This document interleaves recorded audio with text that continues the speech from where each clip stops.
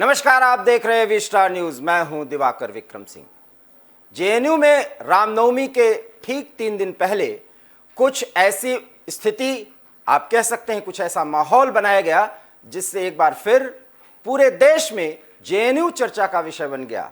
यही नहीं, सांप्रदायिक सौहार्द बिगाड़ने के लिए एक प्रयोगशाला के तौर पर जेएनयू का नाम फिर मीडिया में चर्चा का विषय बना।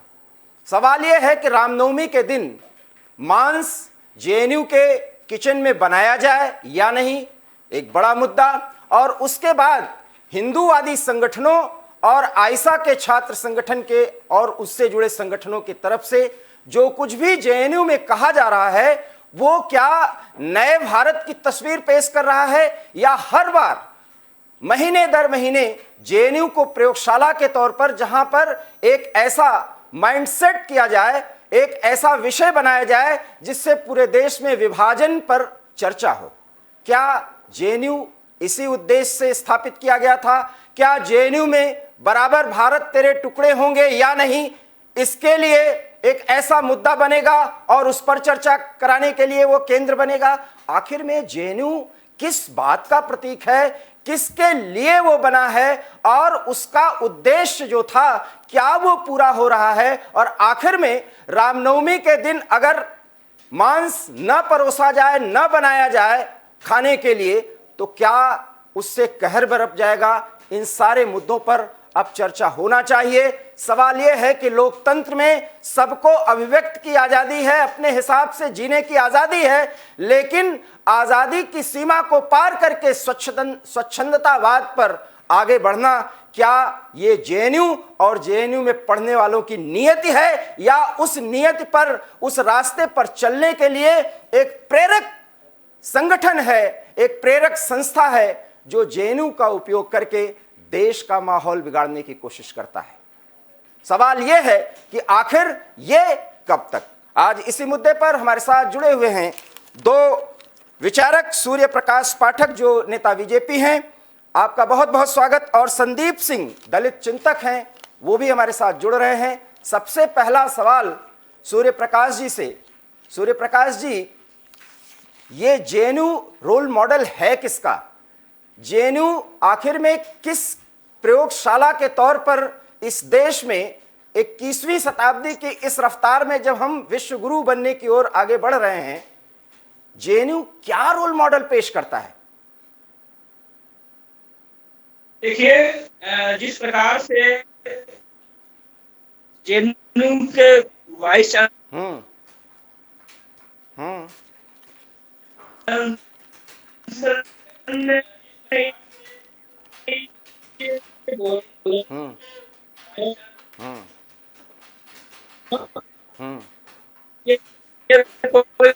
राजनीतिक अखाड़ा नहीं है। इस प्रकार से रामनवमी में रोहित भाई ने बताया कि उन्होंने जो आज तो भगवा का झंडा लगाया गया, उसको हटा लिया गया है, लेकिन जब अगर रामनवमी के अवसर पर मांस परोसा जाएगा, मैं कहता हूँ देश में आपको कुछ भी बोलने की आजादी है, कुछ भी खाने की आजादी है। आपका धर्म है, आप कुछ भी खाइए, मेरा धर्म है, मैं कुछ भी खाऊंगा, लेकिन क्या रामनवमी के दिन ही ऐसा कृत्य इन लोगों को करना चाहिए? सही बात है।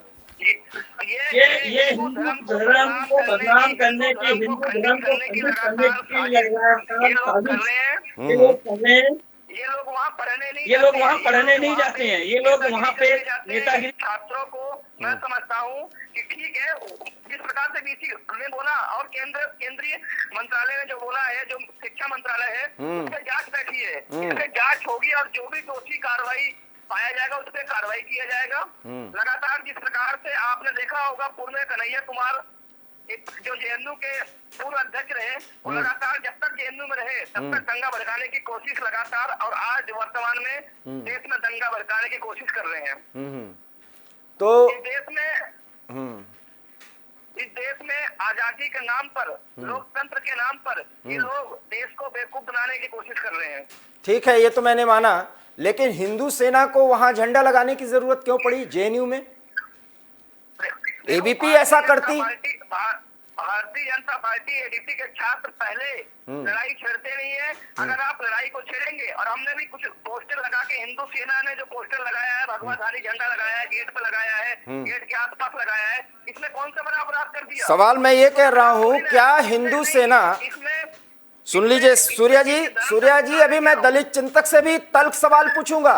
मैं आपसे सिर्फ इतना पूछता हूं कि भगवा झंडा का सम्मान है, मैं फक्र से कहता हूं कि मुझे भगवा झंडा पर गर्व है, लेकिन हिंदू सेना जेएनयू परिसर में जाकर के भगवा झंडा लगाए, एबीपी ऐसा करती, हमें कोई उससे परहेज नहीं है, कोई उसका विरोध नहीं है।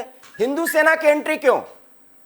नहीं, क्या ये सही है कि रामनवमी के दिन मांस परोसा जाए होटलों में? आप मांस खाइए ना, रामनवमी के दिन क्यों खा रहे हैं? या हमें खिलाने की कोशिश क्यों कर रहे हैं? ठीक है, की जा रही है हमारे ऊपर। लेकिन आपने अभी जवाब नहीं दिया कि हिंदू सेना की एंट्री क्यों हुई। मैं आपसे इसका जवाब लूंगा। संदीप सिंह, आप दलित चिंतक हैं और मुझे लगता है कि भाजपा के नेता ने जो कुछ भी कहा है उसका विरोध करेंगे आप। सवाल तो यही है कि मांस परोसना, वो भी रामनवमी के दिन, ये फैशन है, दिखावा है या नौटंकी है?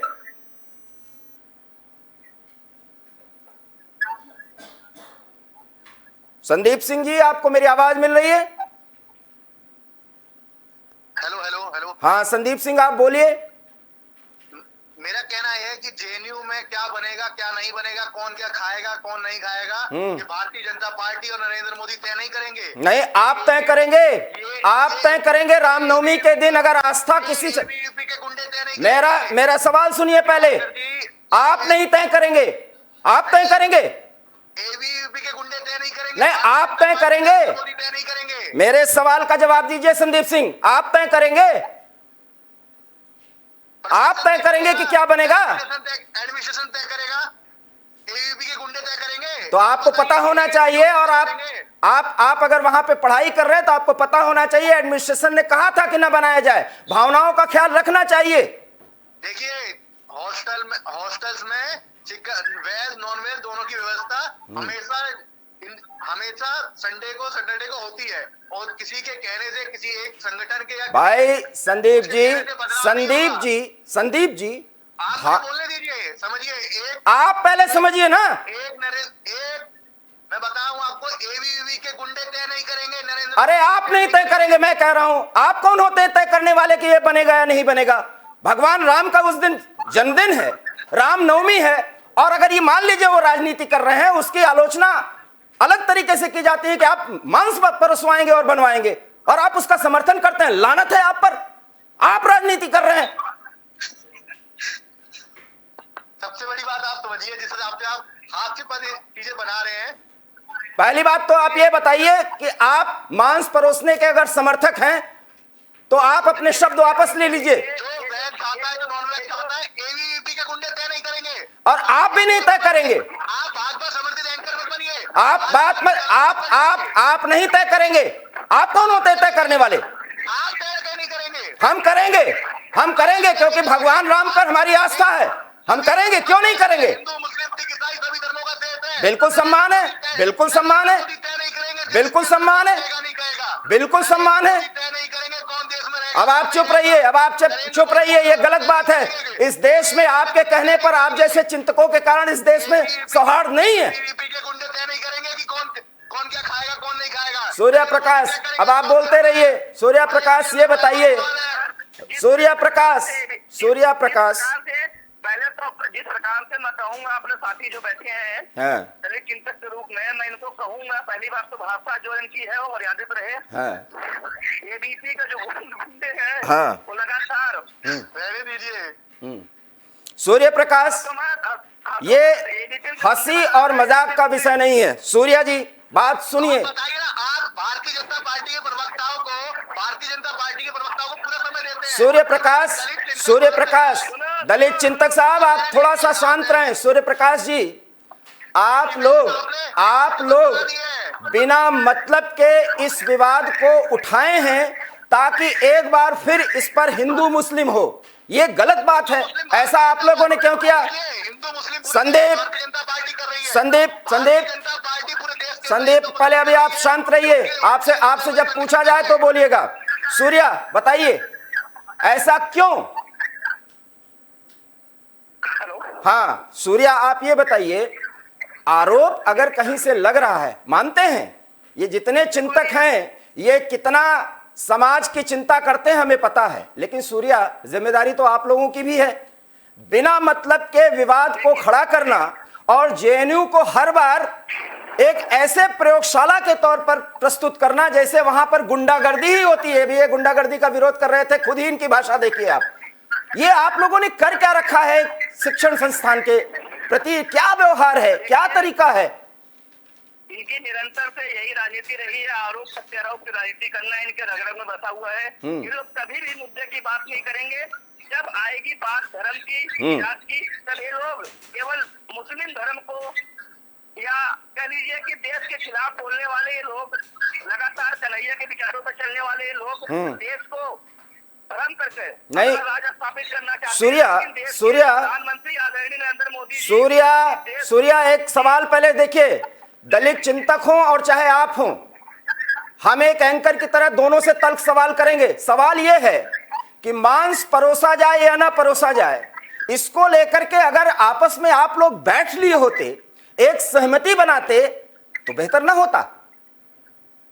ये लोग सहमति बनाने वाले लोग नहीं है, ये लोग हमेशा विवाद करने वाले लोग हैं। आपने प्रयास किया, एबीपी की तरफ से यह प्रयास हुआ। एबीपी और भारतीय जनता पार्टी के लोग कभी भी लड़ाई और झगड़ा में, मेरे भाई सवाल का जवाब आप भी नहीं दे रहे हैं।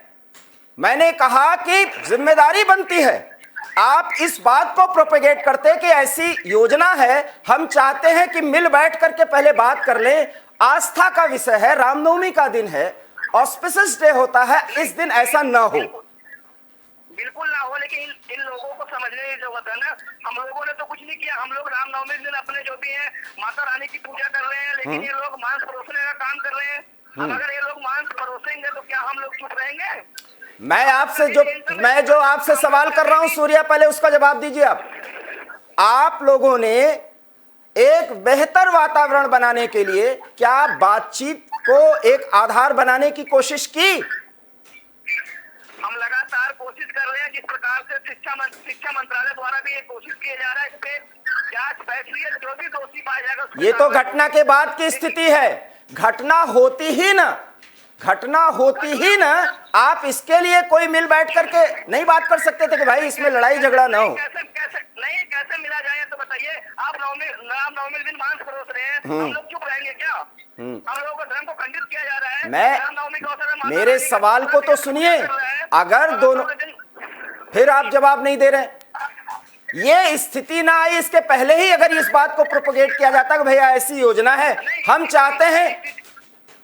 बोलिए। तो इन लोगों ने लेफ्टिस्ट को लोगों ने बनाया ना स्थिति, कन्हैया के विचारधारा पे चलने वाले लोगों ने स्थिति बनाया। भाई इस तरह, मैं यही तो बात कह रहा हूँ। नहीं, आप मांस खाते, मांस खाने के लिए किसी ने को मना नहीं किया है। बिल्कुल, नवरात्र के बाद खा लेते, नवरात्र बीत जाता। वहाँ रामनवमी में जिस प्रकार से इन लोगों ने, मैं तो समझता हूँ। सवाल का जवाब अभी भी नहीं दिया सूर्या आपने। क्या इसके पहले जब ये प्रकरण शुरू हुआ, विवाद इस स्थिति में आता, एक मिनट आप दोनों शांत रहेंगे, सवाल सुनेंगे पहले। और आप ये मत समझिए, मैं भी इलाहाबाद यूनिवर्सिटी का छात्र रहा हूं और छात्र राजनीति को जानता समझता हूं। देखिए, आप पूरी बात सुनिए विक्रम जी। पहले सुनिए। मैं सूर्या जी पहले मुझे ये बताइए कि आप लोगों ने आयशा के साथ बातचीत करने की कोशिश की कि भाई ऐसा मत करिए, रिफ्ट बढ़ेगा और फिर एक बार प्रोपोगेट होगा मामला और जेएनयू जो है वो चर्चा का विषय बन जाएगा। आप लोगों ने इसकी शुरुआत की? इतिहास गवाह है, कभी भी एबीपी के छात्रों द्वारा कभी भी लड़ाई नहीं किया जाता, कभी भी उस्काने का ये लोग काम नहीं करते हैं। हम पहले से भी हम चाहते हैं कि देश में हिंसा न फैले, देश में लड़ाई न फैले। इस देश के लोग सभी परिवार के लोग हैं। मानता हूँ इनकी विचारधारा अलग हो सकती है, किसी और धर्म के हो सकते हैं, हम किसी और धर्म के हो सकते हैं, लेकिन मैं चाहता हूँ जो धर्म की राजनीति लोग कर रहे हैं, धर्म की राजनीति नहीं करना चाहिए। हिंदू, मुस्लिम, सिख, ईसाई आपस में है, सब भाई भाई। लेकिन अगर हिंदुओं को उस्काया जाएगा मांस परोस के, तो एबीपी के छात्र, भारतीय जनता पार्टी के लोग शांत नहीं रहेंगे। नरेंद्र मोदी जी के भारतीय जनता पार्टी, पंडित दीनदयाल उपाध्याय जी के विचारों पर चलने वाले लोग हैं। हम आखिरी में खड़े पंक्ति पे व्यक्ति को लाभ पहुंचाने की बात करने वाले लोग हैं, तो हम कभी भी हिंसा पे विश्वास नहीं करते। ठीक है संदीप, अब बात को आराम से सुनिएगा प्लीज। और उसका जवाब दीजिएगा। हो सकता है कि आपको लग रहा हो कि हम तरफदारी कर रहे हैं, लेकिन हम दोनों पक्षों की बात करना चाहेंगे और तल्ख सवाल पूछेंगे। संदीप, क्या यही बात नहीं की जा सकती थी कि देखिए हमारी विचारधारा में खान पान को लेकर के ऐसी बात है, इसको मिल बैठ के हम लोग बात कर लेते हैं, जेएनयू इसका अखाड़ा न बने, इसका चर्चा का विषय एक बार न बने। क्या आयशा ने भी ये कोशिश की? देखिए, मेरी पूरी बात आप होने दीजिएगा। जी पहले। जी जी, इस तरीके से आप हमारे साथी भारतीय जनता पार्टी प्रवक्ता की बात होगी, मेरी पूरी बात सुनिएगा। बिल्कुल, आप देखिए, जेएनयू के अंदर प्रशासन इनका, शासन इनका, देश के अंदर सरकार इनकी, आप बातचीत वार्ता कर रहे हैं, आपको कोई दिक्कत है, आप एडमिनिस्ट्रेशन से बात करते, आप महिलाओं का सर फोड़ेंगे, आप छात्राओं का सर फोड़ेंगे, युवाओं को मारेंगे, वहां पर किसी को खाने से रोकेंगे। आप कोई भी दिक्कत होती है जब एक विश्वविद्यालय संस्था होती है, तो संस्था में कोई दिक्कत होती है, आप एडमिनिस्ट्रेशन से बात करते हैं, आप वीसी से बात करते हैं कि हम छात्रों को ये दिक्कत है, कृपया इन छात्रों से बात करके इसका हल निकाला जाए। एडमिनिस्ट्रेशन से बात किया गया, एडमिनिस्ट्रेशन से बात किया। सूर्य, आपसे अनुरोध है कि एक बार पूरी बात कर लेने दीजिए, संदीप को अपनी बात रखने दीजिए। हाँ, देखिए, देश के अंदर जो भयावह माहौल बनाया जा रहा है एक धर्म के खिलाफ, एक जाति के खिलाफ, एक ये जाति धर्म की राजनीति, भारतीय जनता पार्टी की ध्रुवीकरण की राजनीति करने का शुरू से ही उद्देश्य रहा है कि नरेंद्र मोदी सरकार सिर्फ और सिर्फ एक समुदाय को टारगेट करके अपनी सरकार, अपनी रोजी रोटियां सेक रही है। नरेंद्र मोदी जी ये भयावह माहौल के खिलाफ क्यों प्रेस कॉन्फ्रेंस नहीं करते? एक समुदाय को टारगेट बनाया जा रहा है देश के अंदर, नरेंद्र मोदी जी क्यों खामोश हैं? अभी तक महंगाई पर, रोजगार पर एक भी प्रेस कॉन्फ्रेंस नरेंद्र मोदी जी ने नहीं की है। बात जब भी महंगाई की बात, ये सारे प्रोपेगेंडे महंगाई को छुपाने के लिए जेएनयू गैंग, भगवाकरण, ये हिंदू मुस्लिम मंदिर मस्जिद, ये करना सिर्फ महंगाई को छुपाने का मुद्दा है और कुछ नहीं है। नरेंद्र मोदी सरकार चलाने में विफल है। नरेंद्र मोदी एक नकारा प्रधानमंत्री के रूप में देश के अंदर बैठे हुए हैं। संदीप, बहुत आराम से मैं आपकी बात सुन रहा हूं। आप राजनीति कर रहे हैं, आप एक राजनीतिक नेता के तौर पर बयान दे रहे हैं, अपनी बात रख रहे हैं। मेरा दलित समाज पीड़ित है, मेरा दलित समाज पर वार किया जा रहा है, तो मैं राजनीतिक तौर पे बात कर रहा हूँ। आप ये बताइए, दलित समाज की पीड़ा के तौर पे, दलित समाज को जब डॉक्टर बाबा साहब अम्बेडकर की मूर्तियां तोड़ी जा रही है नरेंद्र मोदी के राज में, दलित समाज को पीड़न हो रहा है। दलित बेटी के साथ रेप होता है। संदीप जी, योगी आदित्यनाथ खामोश रहते हैं। हो गई बात। अब मेरा सवाल सुनिए। आपने जब शुरुआत की तो ये कहा कि एक धर्म को टारगेट किया जा रहा है, तो आप उस धर्म के संरक्षक हैं, पुरोधा हैं क्या? किस धर्म की बात कर रहे हैं, मैं बोलूं?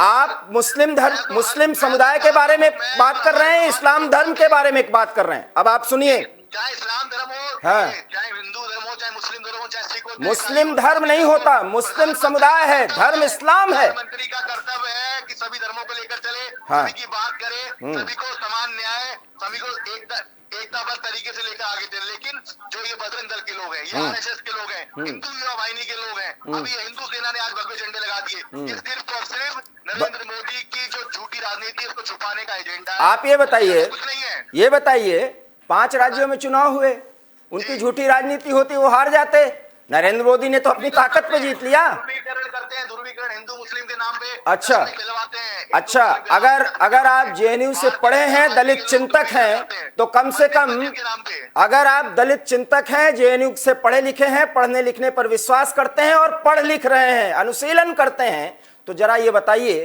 कि उत्तर प्रदेश, उत्तराखंड, पंजाब और इन सभी जगहों पर, पंजाब में तो भाजपा हारी, लेकिन मुद्दा हर जगह भारतीय जनता पार्टी का विकास का था। क्यों आप ये कहते हैं कि ध्रुवीकरण के आधार पर चुनाव लड़ा? और आप जवाब देंगे तो मैं इस भाजपा के नेता से पूछूंगा कि ये गलतफहमी क्यों आपने पाल ली। जरा आप इसका जवाब दीजिए पहले। आप कहते हैं क्यों ध्रुवीकरण? मैं आपको ध्रुवीकरण के एग्जांपल देता हूं। हाँ, दीजिए। मुख्यमंत्री योगी आदित्यनाथ, आप मुख्यमंत्री हो गए हैं, जब चुनाव की बात थी तो 80-20 की बात करते थे, नहीं करते थे? ये वही मुख्यमंत्री योगी आदित्यनाथ है जो एक धर्म को टारगेट करके हमेशा अपनी राजनीति रोटियां सेकते हैं। ये वही है जो सदन में रो रहे थे, जब इनके ऊपर आस्था आई, जब इनके स्थिति पर जीती तो रो रहे थे।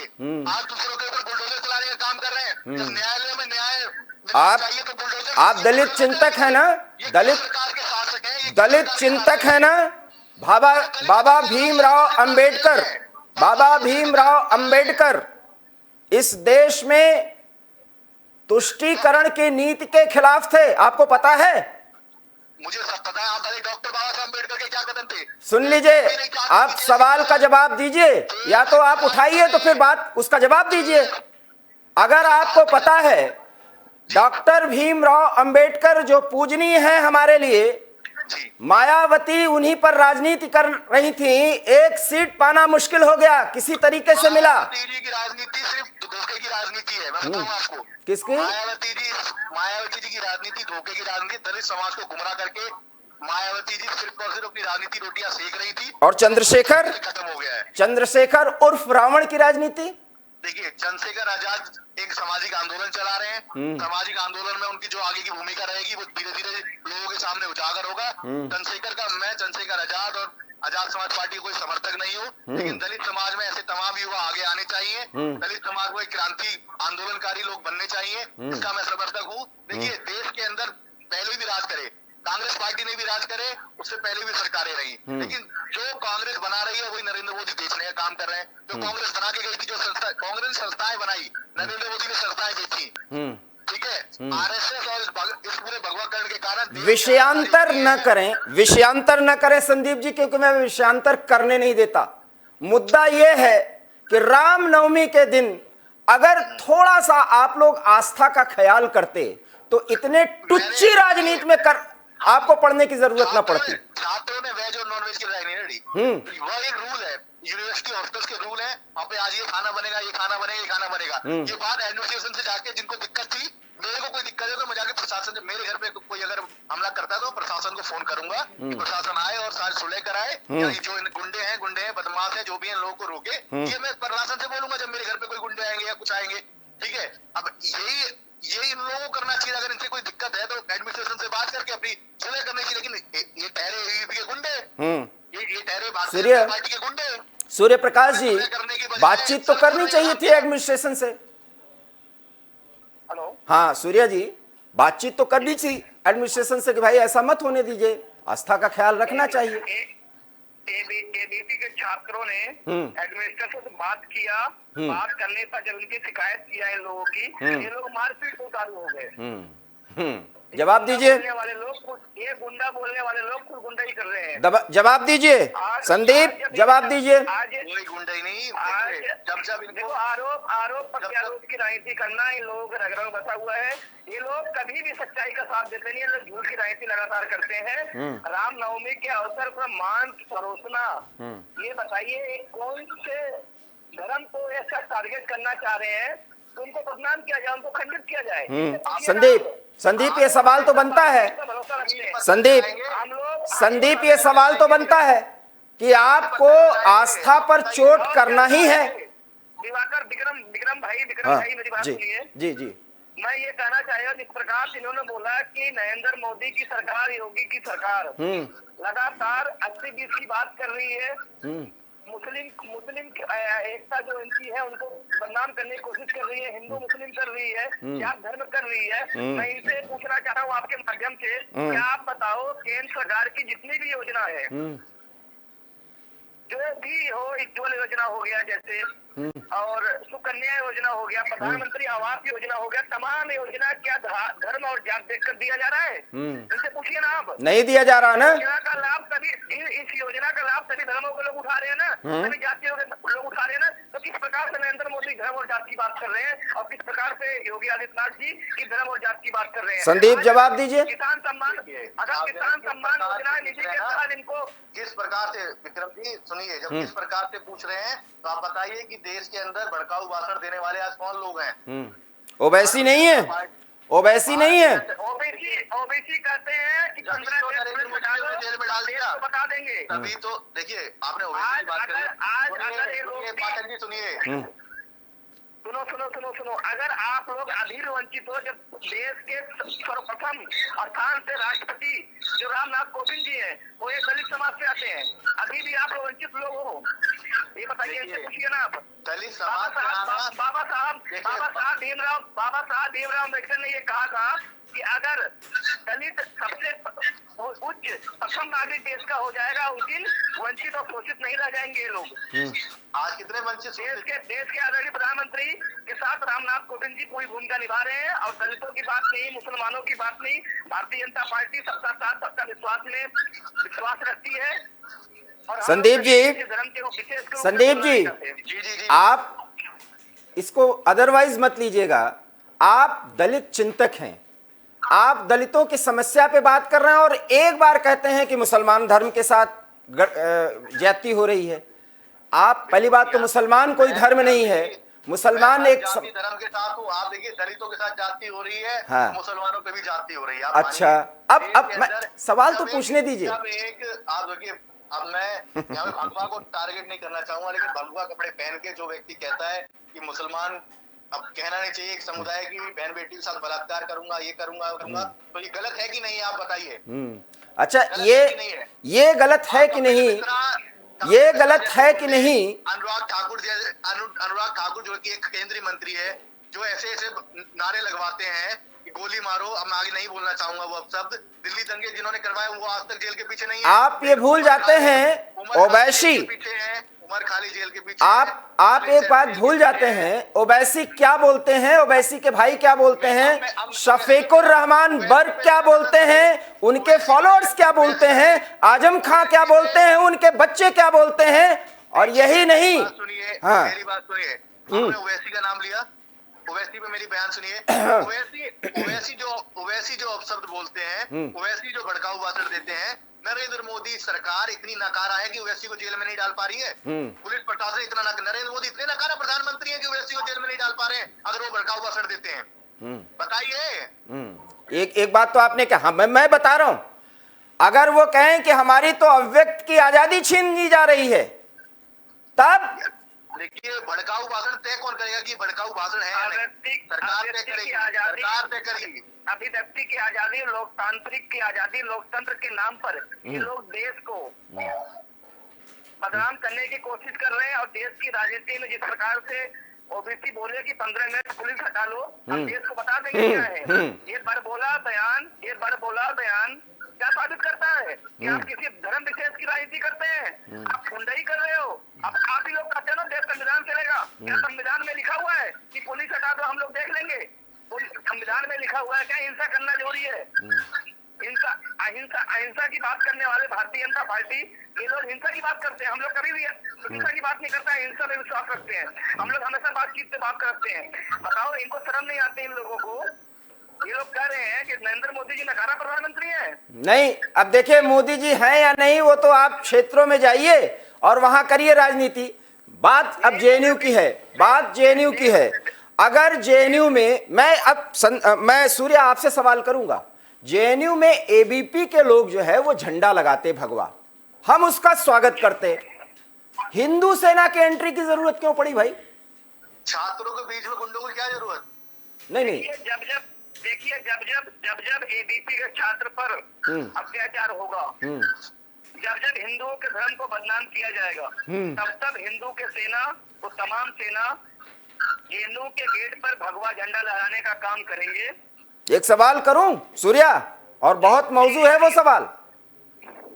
11 लाख कश्मीरी कट्टर पाकिस्तान परस्त मुसलमानों के कारण अपने घर से बेघर हैं, और उनका एक जनरेशन गैप हो चुका है। उनका दर्द, अभी तो पिक्चर भी आई थी, मूवी आई थी, उस पर ढेर सारी चर्चाएं हुई, मैं उस पर नहीं जाना चाहता। हिंदू सेना को उतारिए, लड़े उन कट्टरपंथियों से, और लड़ना चाहिए, क्योंकि वो इंसान ही नहीं है, वो धर्म का सहारा ले रहे हो, इसलिए कट्टरता का हम विरोध करते हैं। हमें फक्र है कि हम हिंदू हैं, लेकिन हिंदू सेना को जेएनयू में उतार करके कुछ लोग अपनी राजनीति चमका लें, हिंदू सेना को वहां भी उतारने की जरूरत है। हमारी सरकार है, क्यों नहीं हिंदू सेना वहां उतरती? इस मुद्दे पर राजनीति नहीं करनी चाहिए। हम लोग राजनीति नहीं कर रहे हैं, लेकिन आपको जैसा भी अवगत होगा कि केंद्र सरकार ने रिपोर्ट मांगा है, केंद्र की शिक्षा मंत्रालय ने रिपोर्ट मांगा है, इस पे जांच होगा, इस पे क्या हुआ था, इन लोगों ने क्या किया था, गलती किसकी है। जिसकी भी गलती से पाई जाएगी, जो भी दोषी पाया जाएगा, उस पर कानूनी तरीके से कार्रवाई होनी चाहिए। लेकिन कार्रवाई बिल्कुल होगी, जांच हो रही है अभी। लेकिन कानूनी कार्रवाई बनेगा। लेकिन इसमें आपने केंद्र पे विश्वास करने वाले लोग जिस मेरे सवाल का उत्तर दिया कि जब जब हिंदू मुश्किलों में होगा वहां पर हिंदू सेना की एंट्री होगी, इसका मतलब एबीपी के छात्र जो है वो नकारा साबित हुए, उनको जरूरत पड़ गई हिंदू सेना का साथ लेने के लिए। नहीं, सेना की, उनको हिंदू सेना के साथ की जरूरत नहीं पड़ी है। लेकिन जैसा भी मैंने आपको पूर्व में बोला कि जब जब एबीपी के छात्रों पे अत्याचार होगा, जब जब उनको मारा जाएगा, जब जब रामनवमी के दिन मांस परोसा जाएगा, तब तक हिंदुस्तान का तमाम संगठन, हिंदुत्व को मानने वाले लोग, हिंदू धर्म को मानने वाले लोग उनके समर्थन में खड़े होंगे। मतलब चाहे भगवा झंडा लगाने की बात हो, चाहे कानूनी कार्रवाई करने की मांग हो, वो लगातार केंद्र सरकार से कर रहे हैं।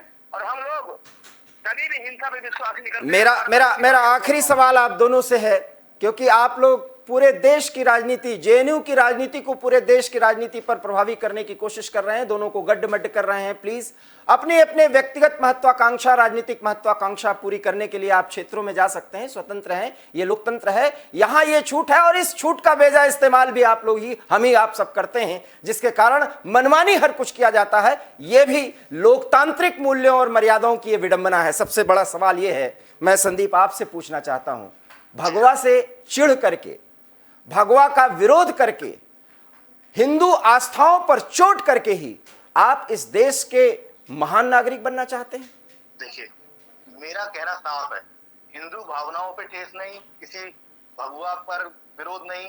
सबसे बड़ी बात है, जब देश में बात हो तो महंगाई पर हो, रोजगार पर हो। जिन युवाओं को भगवा झंडे ले लेकर सड़कों पर उद्धरण करने के लिए उतारा जा रहा है, उनको रोजगार दीजिए नरेंद्र मोदी जी। मैं हाथ जोड़ता हूँ नरेंद्र मोदी जी से, उनको रोजगार दीजिए, उनको ये गुंडाई मत सिखाइए, उनको गुंडाई मत सिखाइए। उनके संगठन जो भी हैं, बजरंग दल हो, आरएसएस हो, इनसे मैं रिक्वेस्ट करता हूँ कि इनको रोजगार दिलवाइए नरेंद्र मोदी से। अगर वो एक सक्षम प्रधानमंत्री है, नकारा नहीं है, तो उनको रोजगार दिलवाइए। इनको ये भगवे झंडे लेके एक समुदाय के खिलाफ मत भड़काइए। ठीक है सूर्या, आखिरी कमेंट आप दीजिए। देखिए, इनकी बातों को मैं कहूंगा कि ये देश में संविधान को मानने वाले लोग हैं, लेकिन देश के संविधान के आड़ में और लोकतांत्रिक के आड़ में ये लोग हिंदू धर्म को बदनाम करने की कोशिश कर रहे हैं। नरेंद्र मोदी को बदनाम करने की कोशिश की जा रही है। इनका उद्देश्य केवल मांस परोसना ही नहीं, इनका उद्देश्य देश की गद्दी पे बैठे प्रधानमंत्री को उतारना है। लेकिन इनका सपना कभी भी जीवन में साकार नहीं होगा। और जब जब हिंदुत्व की बात आएगी, जब जब एबीपी पे अत्याचार होगा, तो हम लोग खड़े रहेंगे। हम फाइनल कमेंट आप लोगों की उपस्थिति में ही करके तब आप दोनों का धन्यवाद करेंगे। जरूर सुनिएगा। आरएसएस प्रमुख ने कहा है, सरसंघचालक ने कहा है कि 25 साल की भविष्यवाणी 15 साल में हम सफल होता हुआ देख रहे हैं, क्योंकि हमें अपने सनातन पर भरोसा है और सचमुच में 130 करोड़ भारतीयों का यह भरोसा है कि हम सनातन धर्मी हैं। सवाल यह है कि इसकी आड़ में अगर हिंदू मुस्लिम किया जाएगा तो हम बर्दाश्त करने वाले नहीं हैं, क्योंकि सनातन धर्मी वसुधैव कुटुंबकम की भावना से चलता है, इसलिए हम भगवे का सम्मान करते हैं। साथ ही साथ हमें यह नहीं भूलना चाहिए कि ओछी राजनीति के चक्कर में चलकर अगर हम मांस का एक मुद्दा बनाएंगे तो नहीं भूलना चाहिए कि भगवान राम के उस ऑस्पिसेस पर हम मांस न बनाते तो बेहतर होता। लेकिन ये हिंदुत्व और सनातन धर्म है, जहां मां काली की पूजा में बलि दिया जाता है। हिंदू तो बलि को भी बहुत प्रमुखता से महत्व देता है, ये मत भूलिए संदीप जी। और ये वो ना भूलें कि हिंदुत्व सनातन धर्मी इतना कमजोर है कि किसी के चिढ़ाने से वो गिर जाएगा। और रही बात भाजपा के प्रवक्ता से, भाजपा के नेता से, तो यकीन मानिए कुछ ऐसे बयान मत दीजिए जिससे हिंदू और हिंदुत्व हमेशा चर्चा का विषय बने, क्योंकि हिंदू और हिंदुत्व इस देश की नहीं बल्कि वैश्विक शांति का आधार है। और शायद तभी संघ प्रमुख को कहना पड़ा कि हम अहिंसा के पुजारी हैं, लेकिन हाथ में डंडा लेकर के चलते हैं। हम समन्वय और सामंजस्य बनाना चाहते हैं, बनाना जानते हैं। सूर्या जी, आपको दलित चिंतक के तौर पर इस बात को समझना होगा। और यह देश समझेगा, क्योंकि एक भारत श्रेष्ठ भारत बनने से अब कोई रोक नहीं सकता, क्योंकि 135 करोड़ भारतीयों का यह भरोसा है। आप दोनों हमारे इस विशेष परिचर्चा में शामिल हुए, आप दोनों का बहुत बहुत धन्यवाद। हम आशा ही नहीं पूर्ण विश्वास करते हैं, दिवाकर जी नमस्कार। हम आशा ही नहीं ये पूर्ण विश्वास रखते हैं कि आने वाले समय में बहुत ही छोटे और ओछे मुद्दों पर जेएनयू चर्चा का विषय न तो देश में बनेगा न विदेश में। ए स्टार न्यूज में इतना ही। देश और दुनिया की तमाम बड़ी खबरों के लिए आप देखते रहिए स्टार न्यूज, क्योंकि यहां खबरों और विश्लेषण का सिलसिला कभी नहीं थमता। फिलहाल मुझे दीजिए इजाजत, नमस्कार।